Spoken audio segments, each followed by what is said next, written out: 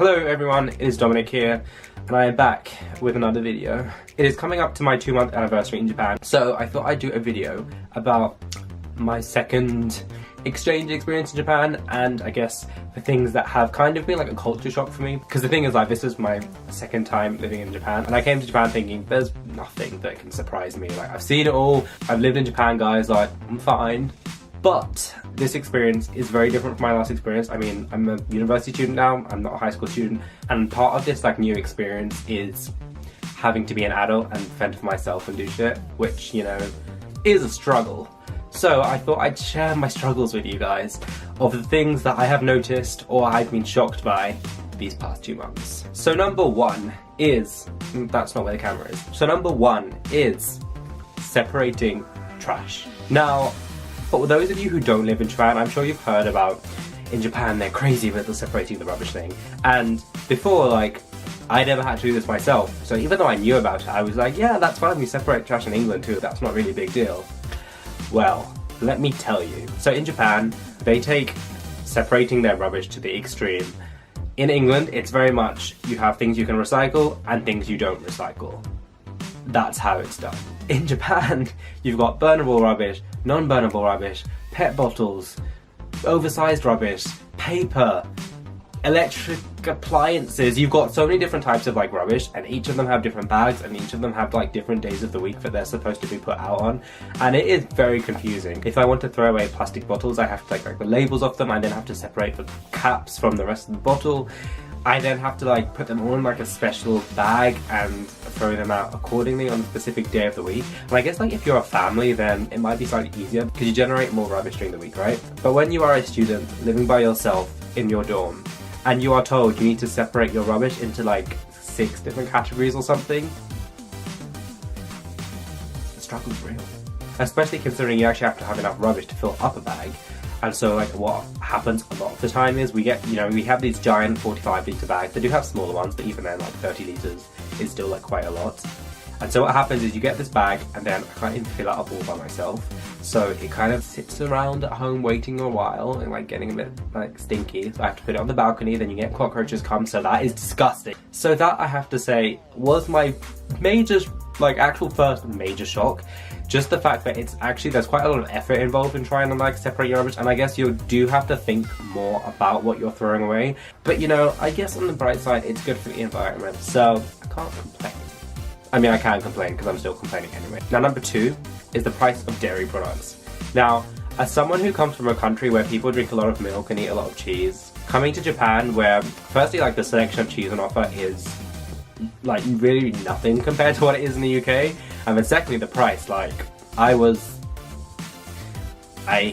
experienced a very big shock the first time I walked into a Japanese supermarket, and I was like, you know what, I'm gonna go buy some real cheese, not this like weird fake plasticky like square things that they sell in Japan all the time. I'm gonna go look for a real like cheddar. Like I feel like in the UK cheddar's like your bulk standard cheese. It costs less than £1, like that's what, less than $1. It's like really cheap.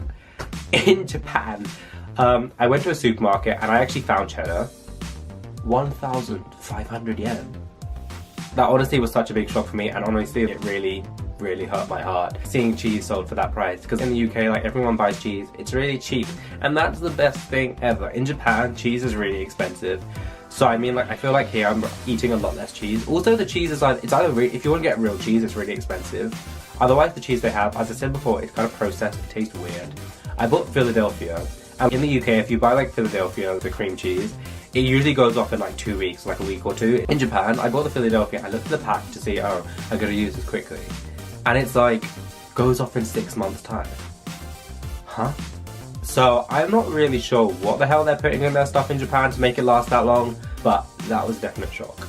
Now, another thing I was really surprised by is vending machines in Japan that sell alcohol. Now, it's no secret that Japan has vending machines absolutely everywhere.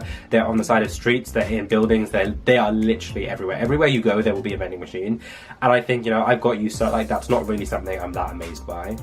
But what I was amazed by was seeing a vending machine on the street that sells alcohol. Now, in the UK, the idea of vending machines selling alcohol in the first place is actually hilarious, because just no. But in Japan, they have vending machines that sell beer and they sell like quite strong like alcoholic drinks as well, and you don't even need an ID. You literally just put in your money and then you just get it.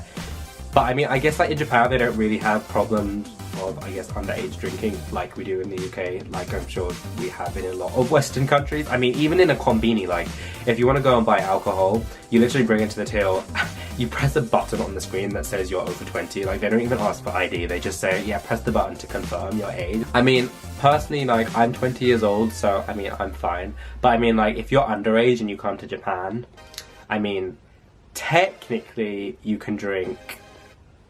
Not gonna like encourage that sort of behaviour because that is illegal, and I'm a law-abiding citizen and I can't have that sort of stuff on my channel. But for those of you who aren't legal yet in Japan, I mean, if you're legal in your own countries, or maybe you're not even legal in your own countries and you're still being a rebel anyway and drinking alcohol, in theory, you know, you can come to Japan and still drink, so it's fine. Now finally is something that I guess I was kind of expecting and something that I thought I was relatively used to anyway, and that is like being stared at in Japan. Now I think if you're foreign in Japan, being foreign in Japan and like being stared at, they sort of go hand in hand. Like you cannot go to Japan and sort of not expect to be stared at because people will just stare at you and they will be so indiscreet about it. They'll be sitting on the train just looking over at you just like, and it can be a bit uncomfortable. And to be honest, I thought I was mostly used to that because I had experienced that before. But I mean, this time it's kind of, I guess because I'm not wearing a school uniform this year, and I've noticed, I think I guess the way I get treated is quite different, because when I was wearing a school uniform, people knew that I went to school in Japan.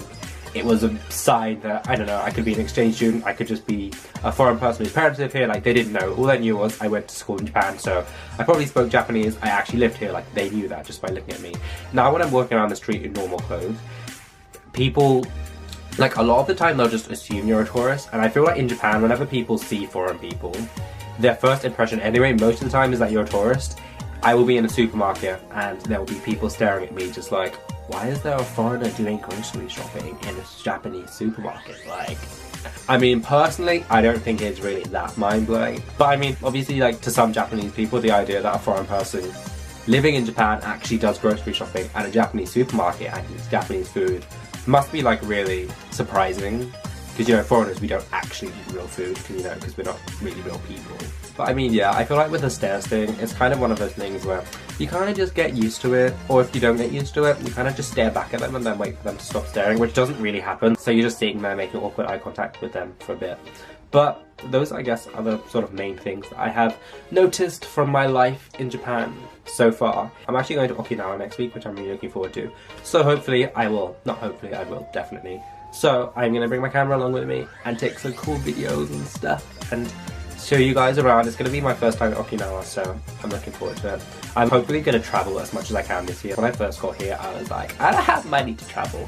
But now I'm like teaching some English and doing some other things as well, so I say other things, that makes it sound really shady. I'm literally already teaching English. Before I was kind of like, I don't want to teach English in Japan. I want to be one of those foreign people working in the konbini. And then I saw like the wages and I was just like, yeah, I'm teaching English. So that is what I'm doing now. But yeah, I'm going to Okinawa for like 5 days. So I'm going to bring my camera along with me on my various travels and show you Dom traveling in Japan, and hopefully that will be interesting. But thank you very much for watching this video. I hope you enjoy it, and I will see you soon. Bye bye.